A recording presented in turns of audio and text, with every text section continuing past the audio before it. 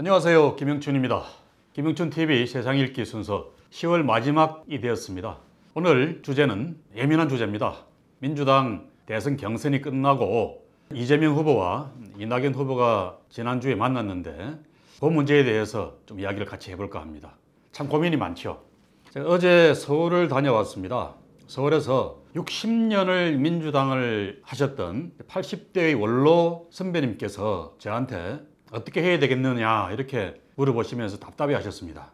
그분은 이낙연 후보를 지지하셨던 분입니다. 그런데 이제 후보 결정이 이루어졌고 이재명 후보에 대해서 마음을 내기가 참 힘들다. 그러니 당신 생각은 어떤지 물어보고 싶어서 보자 그랬다. 그렇게 저한테 의논을 하시는 겁니다. 저도 그분 생각을 들으면서 뭐라고 말씀드려야 될까 참 곤혹스러웠습니다. 제 이야기 결론은 회장님께서 고민하시는 부분은 너무 잘 알겠습니다. 그런데 이재명 후보가 아니라 윤석열이나 홍준표 후보 같은 국민의힘 후보들이 당선이 되는 그런 세상보다는 민주당의 이재명 후보가 당선되는 대한민국이 좋지 않겠습니까? 이런 취지로 말씀을 드렸습니다. 그러나 당장 어떻게 결심을 하시라 이렇게 말씀은 못 드리겠더라고요. 조금은 시간 가는 대로 또 생각이 가는 대로 내버려 두십시다. 그러면서 하나씩 정리를 해갔으면 좋겠습니다. 라고 저는 말씀을 드렸습니다. 이런 고민들 그 어른뿐만 아니라 전국의 많은 우리 민주당 당원들 또 지지자들이 하실 것 같습니다. 어떻게 해야 될까? 저는 이 시점에서 고민 끝에 말씀을 드립니다. 벌써 후보 경선이 끝난 지가 꽤 되었습니다. 이제는 정리를 해야 될 때가 왔다고 생각합니다. 이낙연 후보께서도 그런 맥락에서 지난 주말에 이재명 후보를 만나서 큰 틀의 정리를 하신 게 아닌가 생각이 들고요. 그때 이낙연 후보님 이렇게 말씀하셨습니다. 민주당의 가치를 지키는 일, 또 정권 창출을 위해서 힘을 보태겠다. 과거의 상처는 치유해 나가자. 이런 취지의 말씀을 하셨습니다. 결국은 이재명 후보를 중심으로 정권 창출을 하자. 당신도 그런 맥락에서 노력을 하겠다라는 그런 취지로 저는 해석을 했습니다. 제 얘기가 맞겠죠?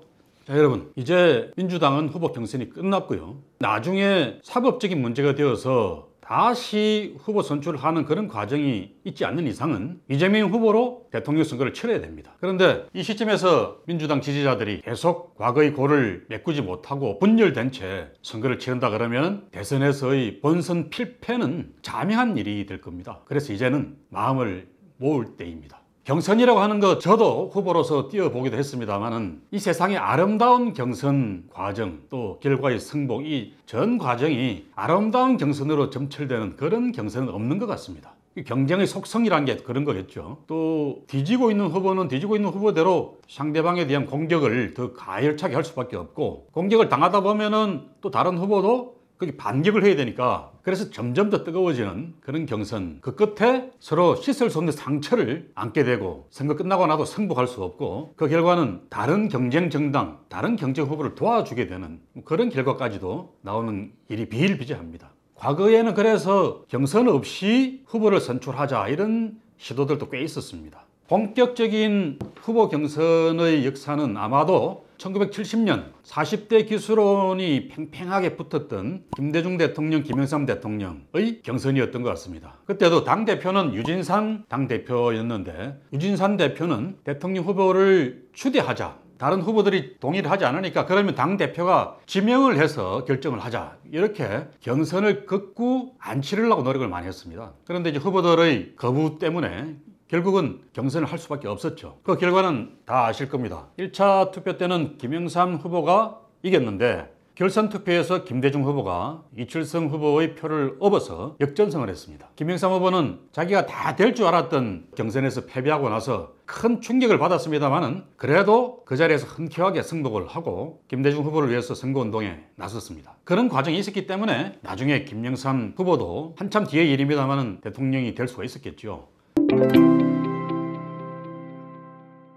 그 다음 우리한테 기억에 남는 경선은 한나라당 경선입니다. 2007년 한나라당 경선 어떻게 됐죠? 누가 나왔는지는 다 기억하시죠? 바로 이명박 후보, 박근혜 후보의 대결이었습니다. 처음에는 박근혜 후보가 대세였다가 나중에는 이명박 후보가 또 대세가 되고 이렇게 엎치락뒤치락 합니다. 그 끝에 최종 결과는 49.5대 48 정도입니다. 1.5% 차이, 아주 초박빙의 접전이었죠. 자, 그러다 보니 경선 과정에서 엄청나게 치열한 네거티브 공격이 이루어집니다. 이명박 후보는 박근혜 후보로부터 도곡동 땅 차명 재산 아니냐 이런 의혹 공세, 또 BBK 주가 조작 의혹 이런 걸 집중 공격을 받았고요. 박근혜 후보는 이명박 후보로부터 최태민 일가의 비리 의혹, 또 정수장학회 유경재단 비리 의혹 이런 것들로 집중 공격을 받았더랬습니다. 자, 그 결과로 아주 초박빙의 1.5% 차이로 경선 결과가 나왔고, 여기에 대해서 당시 박근혜 후보는 나름대로 흔쾌하게 승복을 했습니다. 이런 말을 했죠. 이제 경선은 끝났다. 경선 과정에서 있었던 일들은 잊자. 하루아침에 못 잊으면은 며칠 몇 날이 걸려서라도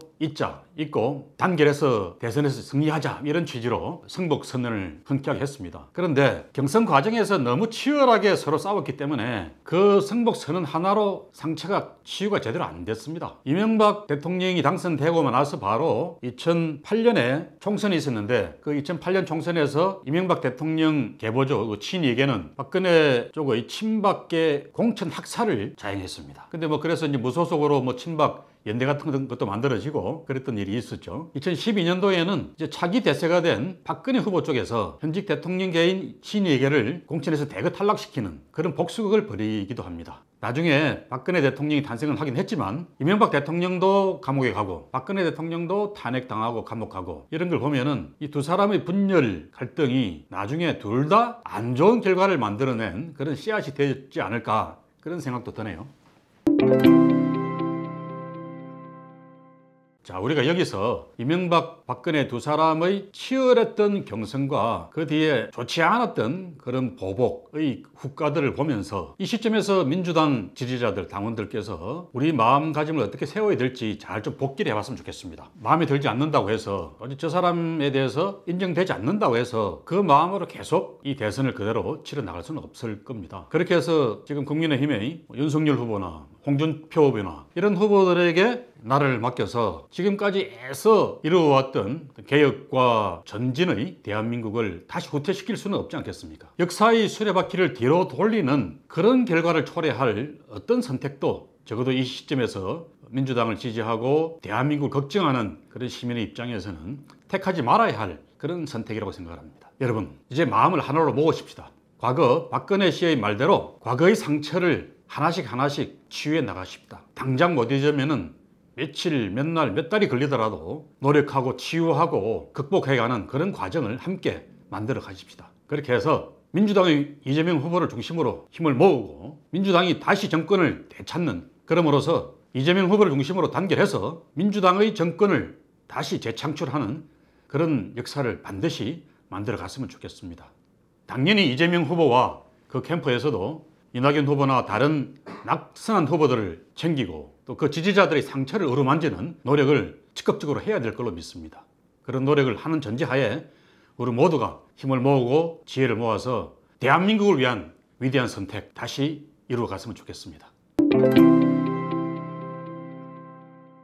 네, 순서 마치기에 앞서서 지난번에 이어서 불면증 자가치료에 대한 두 번째 팁을 좀 말씀드릴까 합니다.